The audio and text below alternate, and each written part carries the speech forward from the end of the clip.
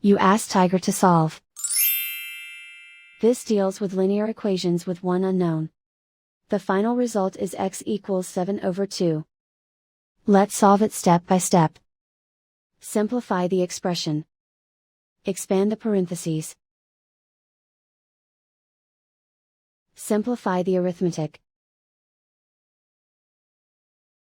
Multiply the coefficients. Group all x terms on the left side of the equation. Add 2x to both sides. Group like terms. Simplify the arithmetic. Group like terms.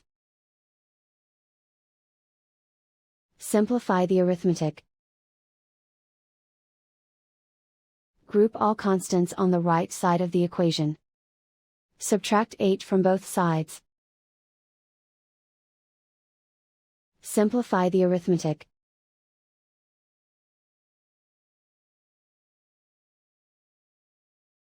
Isolate the x. Divide both sides by -10. Cancel out the negatives. Simplify the fraction. Cancel out the negatives. Find the greatest common factor of the numerator and denominator. Factor out and cancel the greatest common factor. And so the final result is x equals 7/2.